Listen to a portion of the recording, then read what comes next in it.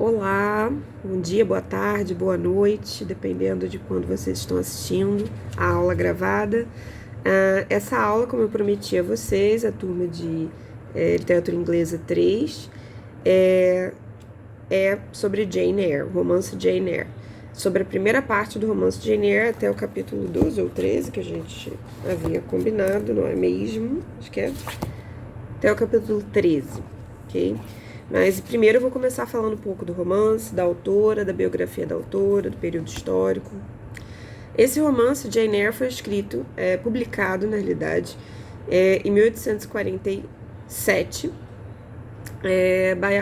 pela autora Charlotte Brontë, uma autora inglesa de Yorkshire, que é no norte da Inglaterra, uma região no norte da Inglaterra, já lá quase na fronteira da Escócia, tem Northumberland, tem outros territórios ali acima, mas é bem próximo, né, bem distante, portanto, de Londres, que fica ao sul. Então, a cultura de Yorkshire, durante muito tempo, e, né, enfim, até hoje, ela é mais distante dos ideais cosmopolitanos do centro de Londres, e sempre foi vista, nessa época, por exemplo, como muito provinciana, muito até assim, um pouco selvagem, né, distante dos ideais de civilização, né, de Londres, que se concentram mais próximo ao redor da capital, como em todos os outros países europeus.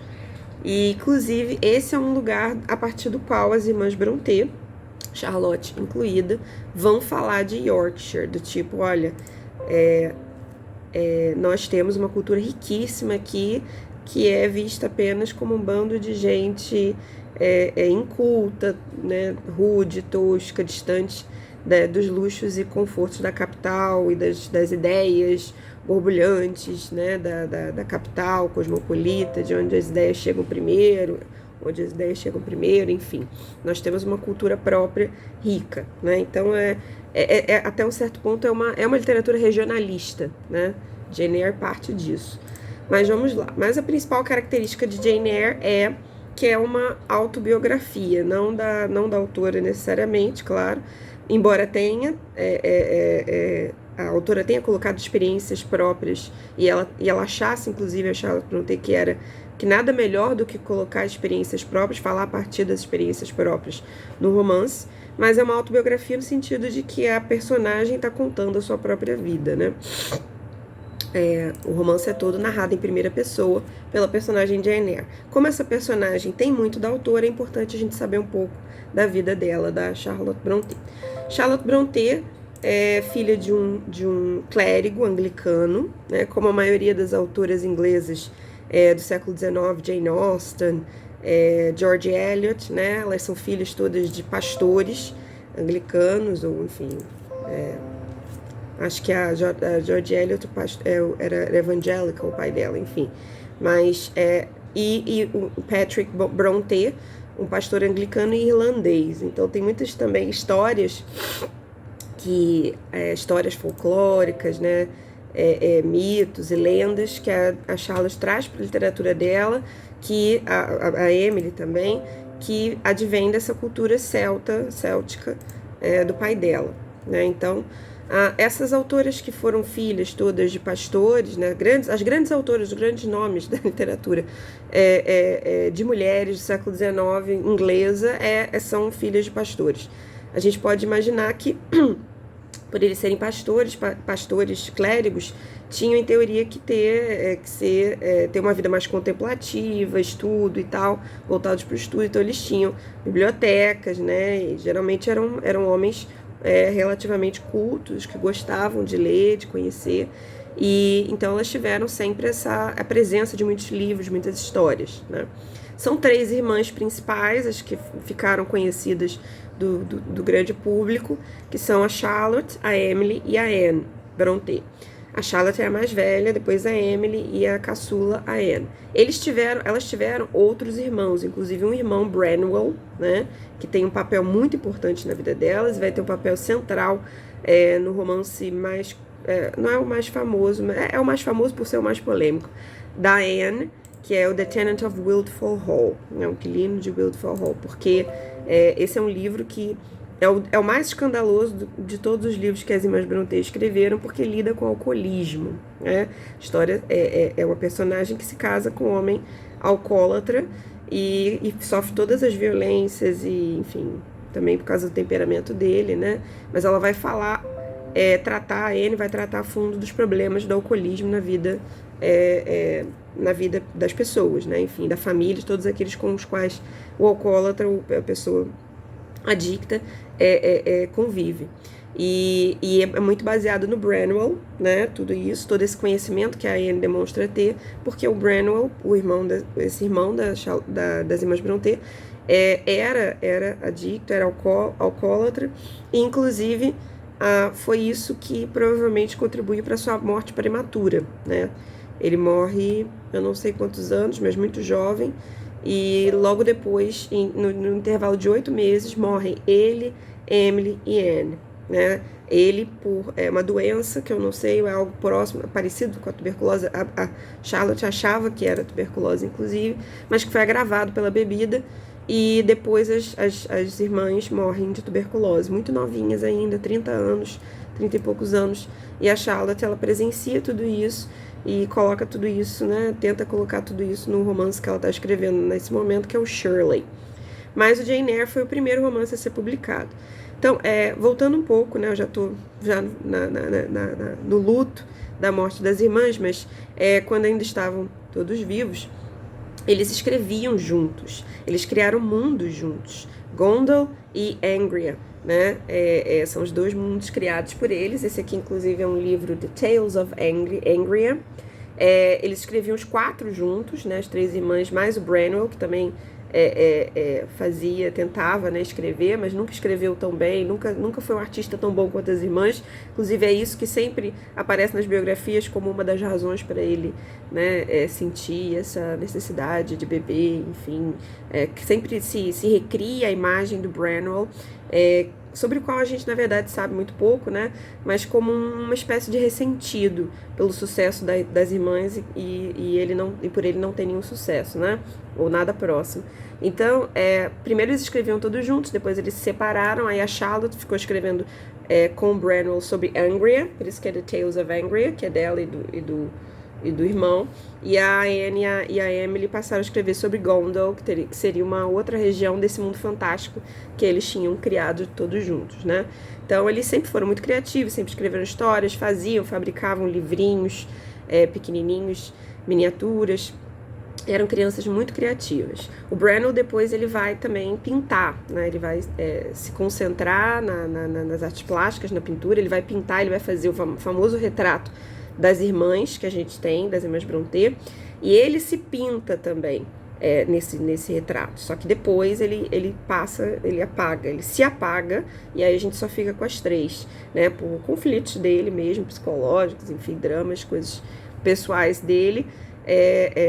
As biografias filmadas, né, os filmes que retratam a vida dele, geralmente mostram esse momento dele apagando e tal, e sempre relacionado com esse suposto ressentimento do sucesso das irmãs, né? Mas enfim, então eles têm essa vida muito criativa e tal. Assim, então quando elas, em 1824, então elas tinham, né, 10 anos, quase 10 anos, elas vão para uma escola ali próximo, em Lancashire, que também é lá no norte da Inglaterra, mas é outro distrito, outra região. E nessa escola elas vão passar alguns dos problemas que a Charlotte depois vai mostrar, vai transferir para Lowood School, né, Lowood Institute, no Jane Eyre.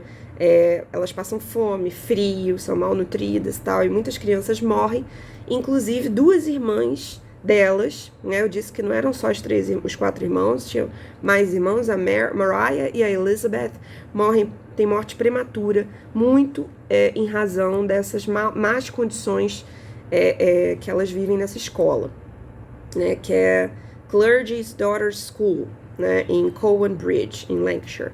Então elas morrem em função disso, e a Charlotte vai trazer isso para a experiência da Jane também, né, com Lowood School. Aí, bom, depois de um tempo, passando, né, algum tempo, a Emily e a Charlotte vão para Bruxelas para estudar, para uma boarding school, né, um internato. Dirigido por Constantin Hergé, que depois, não sei se estou falando corretamente o nome dele, em francês, e a esposa dele, a Claire Hergé, né? Ela vai se apaixonar, a Charlotte, depois de um tempo, parece que se apaixona por ele. Parece, eu digo, porque, como sempre, a gente não tem 100% de certeza de nada, mas recentemente foram descobertas cartas que ela escreveu para ele, em que a maioria, né, e a maioria dos scholars, dos especialistas nas irmãs Brontë, entende que havia uma conexão romântica que, inclusive, está presente em Villette, né? Também sempre presente nessas paixões dessas personagens, dessas protagonistas da Charlotte Brontë por homens mais velhos, homens mais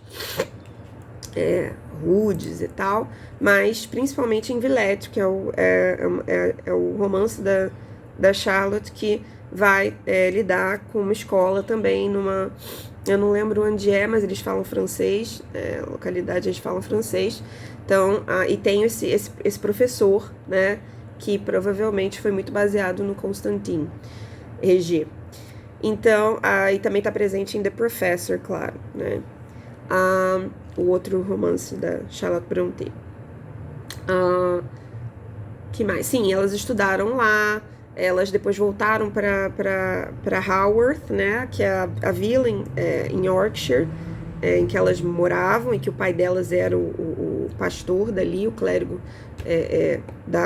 de Haworth, né, da igreja de Haworth. E depois a Charlotte volta sozinha para Bruxelas, né, e esse período é bem ruim, período em que ela não tem a Emily com ela. Bom, aí depois disso, bom, vamos lá para as publicações, né? Elas começam a publicar, depois que elas voltam de Bruxelas, na verdade elas tentam primeiro fazer uma boarding school, tentam fazer uma espécie de internato para poucas meninas dentro da casa mesmo. Elas publicam e tudo, advertise, mas não conseguem, né? Não dá certo, ninguém vai, ninguém procura.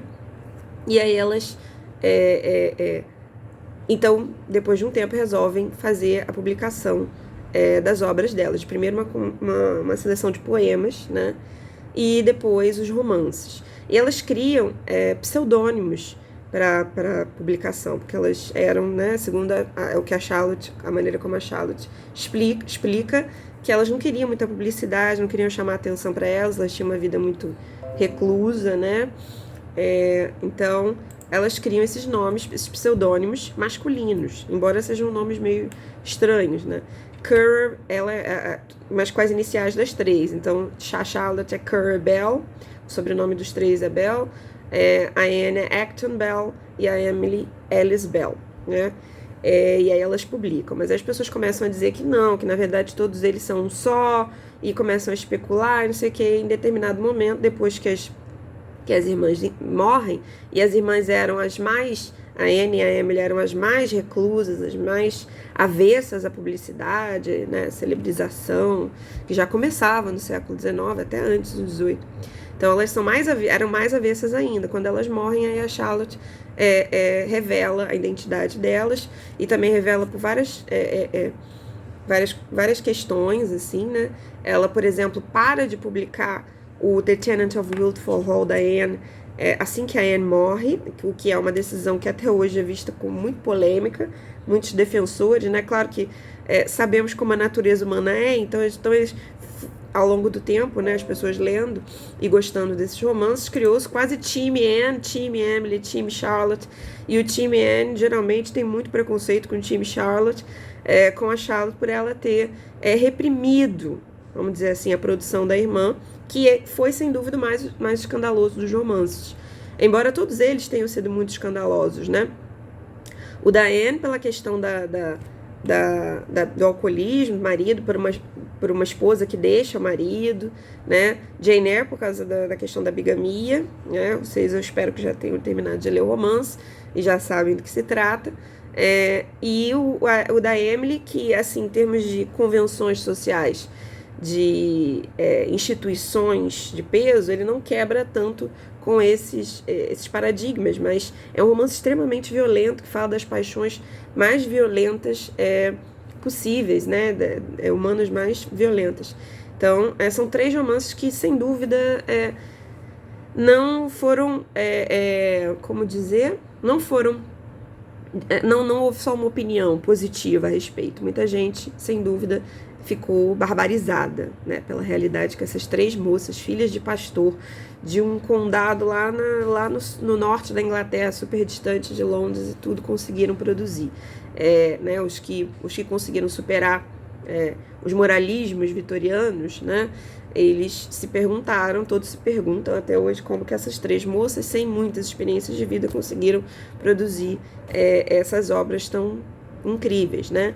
Mas, assim, isso primeiro que é bastante problemático pensar assim, porque quem disse que elas não tinham experiências, né? O fato delas terem vivido a maior parte da vida delas reclusas não significa que elas não observavam, né? Não tinham material humano rico o suficiente para observar. E se a gente parar para pensar nos contextos geográficos em que elas concentraram as análises delas, não é muito diferente do que elas viveram, né? Elas não escreveram sobre lugares em outros continentes ou outras culturas, né? E quando tentaram, como é o caso da Charlotte Brontë em Jane Eyre, né, falar da Bertha Mason, uma personagem que viria da Jamaica, a gente vê que tem uma visão bastante problemática, bastante reduzida, né? Muitos diriam até preconceituosa e excludente do ponto de vista do feminismo, né, que a gente vê em Jane Eyre, excludente de outras culturas, outras mulheres de outros continentes colonizados, né? Então a gente vê um olhar bastante imperialista ainda na maneira como a Charlotte lida com a Bertha, a personagem Bertha, que a gente vai ver, mas não é na minha parte agora que eu vou fazer resumo para vocês. Bom, então elas publicam um grande sucesso e uma grande polêmica, né? Com essa pequena visibilidade, que é pequena só porque, enfim, até o contexto. Se a gente for comparar com hoje em dia, é pequena, né? Mas teve alguma visibilidade, sim, dentro dos círculos literários de Londres, né? A Charlotte chega a conhecer o William Makepeace Thackeray, que era um autor que ela gostava muito, que escreveu o romance mais famoso dele, é o Vanity Fair, né? Ela dedica o Jane Eyre ao Thackeray. Mas a ocasião que a filha do Thackeray, que também é escritora, vai descrever esse encontro depois e dizer como que a Charlotte era uma mulher stern, né, assim, muito rígida, muito severa, pequenina, assim, bem parecida com a Jane, no sentido de ser plain, né, simples, nada demais, e muito severa, muito silenciosa, muito observadora. Mas quem lê Jane Eyre, e se a gente depreender de Jane Eyre que aquilo tem muito da personalidade da Charlotte, faz sentido, porque a Jane Eyre é uma personagem muito inquisitiva, né? Ela pergunta muito, ela é muito curiosa, ela fala isso no romance, né?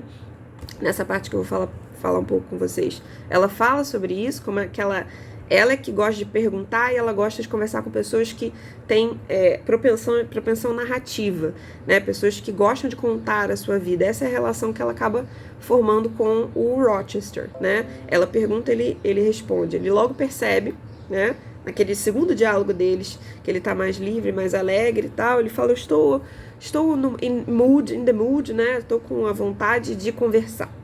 Então fale de você. E aí ele percebe que ele não consegue tirar nada dela, mas que ela sempre pergunta, né? E a partir disso ele consegue contar, e ele é um bom contador, ele gosta de contar da vida dele, e assim se faz o diálogo.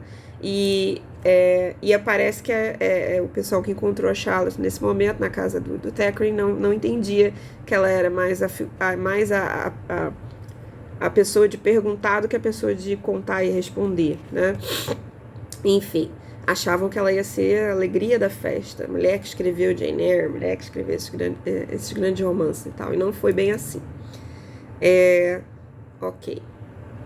O que mais podemos dizer? Sim, já lá no final da vida dela, ela morre muito cedo, né, com 39 anos, ela finalmente se casa. Finalmente eu digo porque isso parece ser mesmo uma ansiedade, um desejo, uma necessidade bastante individual dela, da personalidade dela, né?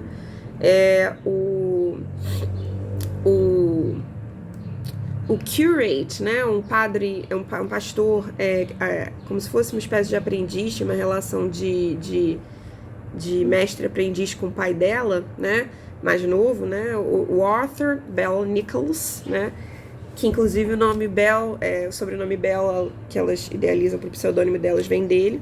Ele pede ela em casamento.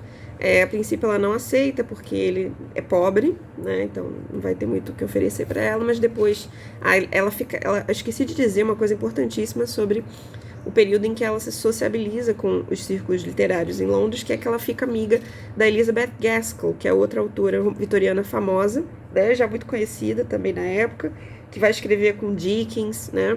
Ela vai escrever North and South, que é o romance mais conhecido dela, mas escreve também Ruth, que lida com a figura da mulher caída, né, da fallen woman, a mulher que perdeu sua virtude e tal.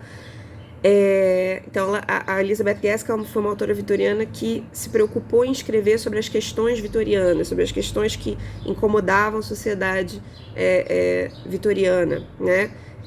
Como a pobreza, esses ideais de feminilidade restritivos, como o da Fallen Woman. Então, ela fica amiga da Charlotte e depois ela vai escrever a biografia da Charlotte. Então, a Elizabeth Gaskell escreve o The Life of Charlotte Brontë, né? Depois que a Charlotte, acho que é depois que a Charlotte falece, né?